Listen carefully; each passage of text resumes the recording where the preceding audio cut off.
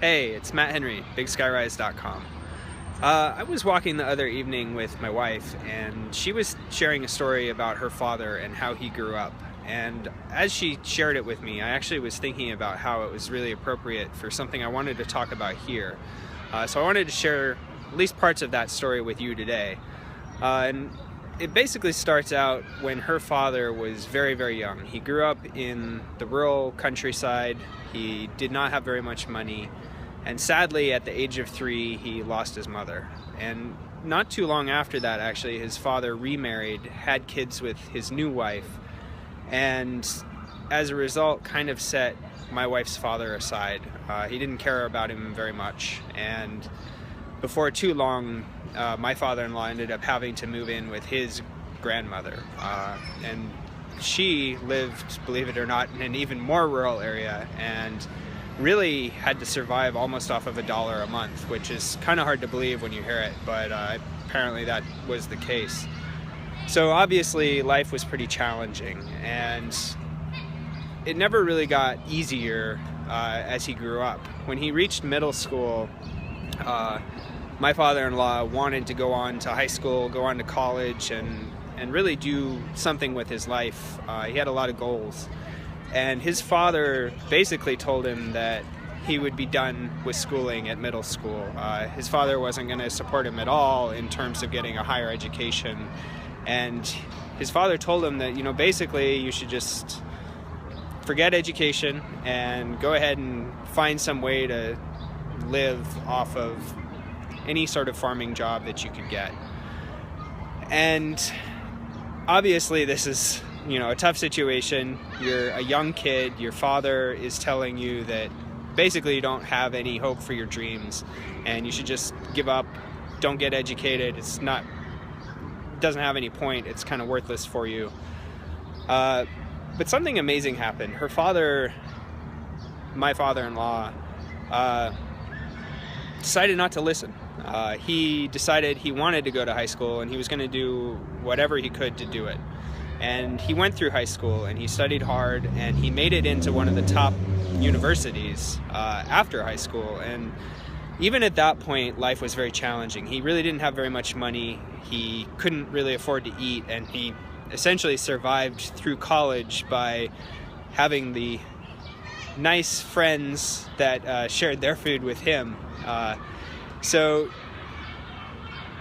his life wasn't easy, but he ended up being very, very successful, and he not only rose to the top of his field, he traveled internationally. He, even after retirement, actually was requested to consult on projects and jobs for years, and he's done very, very well. And his story, really, the thing I want to share about it is the fact that regardless of all of the challenges he had and all of the things that were kind of against him, including his own father, he persevered. And he did it because he believed in himself, he believed in what he was wanting to do, and he knew he could do it.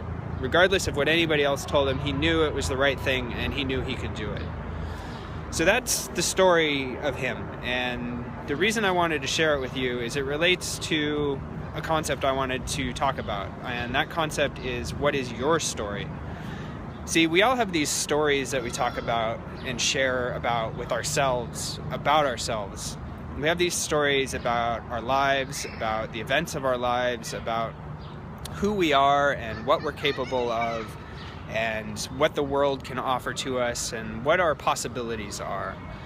And that story that we tell ourselves is very, very important to understand. A lot of us don't even recognize that we have this story because it kind of plays out in a subconscious way inside of us.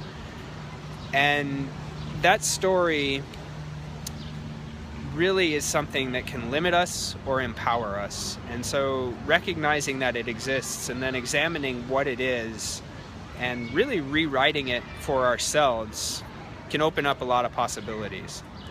So one thing that is worth spending some time on is to just sit down and start to think and recognize, what is the story that you tell about yourself? What is the story about who you are, about your life, your history, about the possibilities for your future. What is the story that you have in terms of what the world affords you and the opportunities you have? We often take events and circumstances in our life and we use them as sort of core components to create this picture of who we are as people and what the possibilities that the world offers to us. And a lot of the times the events and circumstances we kind of take in a negative way. Such and such an event happened to me, and because of that I had all these problems, or such and such an event happened to me and as a result I just didn't have the opportunities that other people would have. And those are the sorts of limiting stories that we tell ourselves, and it's a worthwhile exercise to pause, examine those stories, and then try to treat them in a new way.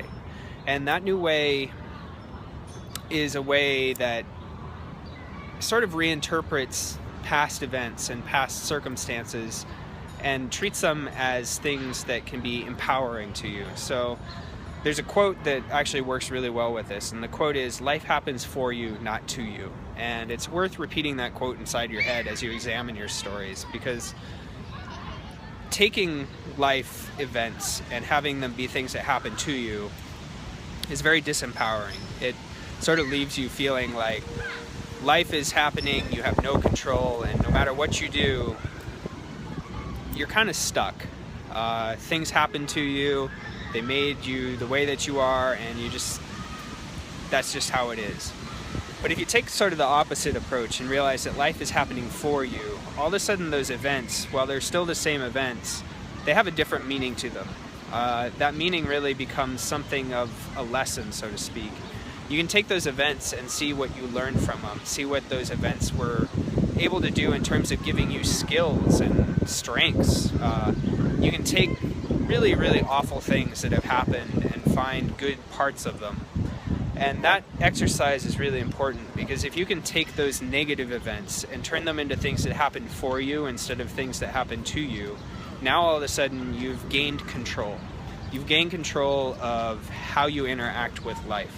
Yes, sure, you can't control events that are happening to you a lot of the times, but what you can control is how you interpret them and how you react to them.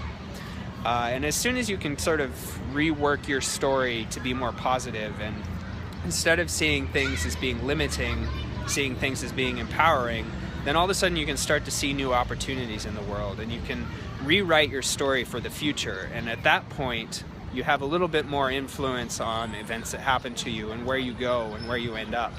And that's where it becomes a really powerful thing.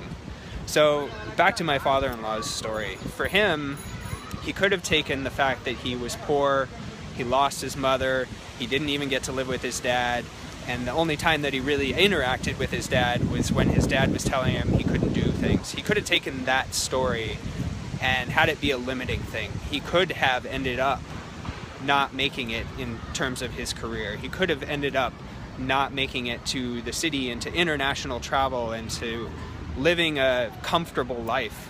But he didn't. Instead, what he did is he took those things, those events of his young life, and he used them as things that empowered himself.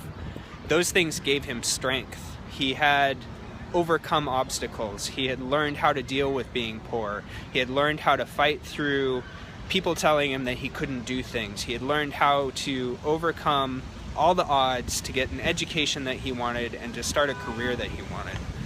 So his example is he had a negative sort of environment, negative events in his life, but he had a positive story about himself, about who he is, and about how those events treated him.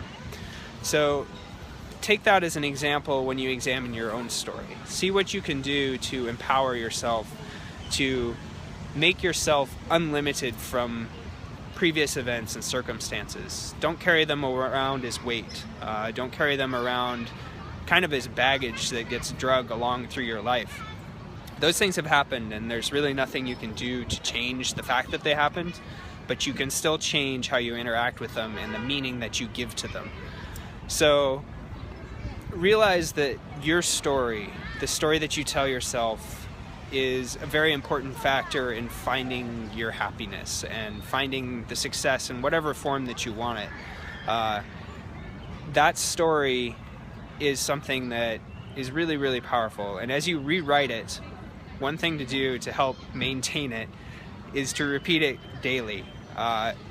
Essentially, the sort of limiting negative stories that we often carry with us have been retold inside of our heads so often that they almost have been ingrained in neurological pathways. And so by repeating that new story every day, you're able to kind of overcome that. And at the same time, this is where mindfulness comes in. And this is one reason why I encourage it so much at BigSkyRise. Mindfulness is going to allow you to become aware of when you are telling that negative story. It's going to allow you to see when that crab person inside of you is trying to pull you down and say that you're limited because of events that have happened to you or circumstances of your life. So as you become aware of these things, one, note it. Realize that that is the story that's going on inside your head. And the second thing to do is to say, no, that's an old story. That story is useless. It's false, because that limiting story is false. You can find examples all over of people who had very bad circumstances and very bad events, and they were able to overcome it because they told themselves good stories about who they were, and they believed in themselves. So take your mindfulness, take your awareness, and recognize when that negative story comes up, and rewrite it to be your positive story and replay it as your positive story. Throw away the old one. Like, consciously say, my old limiting story is useless, it's false, it's junk, and I know I don't need it. And then replace it with the new one. Anyway, that's kind of the gist of everything I wanted to talk about at this point, and we'll touch on the subject again. It actually relates to a lot of different concepts, but I think this is probably a good point. The video is already somewhere around the 12-minute mark, and that's pretty long for a YouTube video. Anyway, if you are watching this anywhere other than BigSkyRise.com, I encourage you to head over there, leave your comments, leave your feedback, and please also leave me a thumbs up or a thumbs down on this video to let me know if it was helpful or not. And I'll be in touch with you again very, very soon, and I hope you're having a great one, and have a great one in the meantime as well. All right, bye-bye.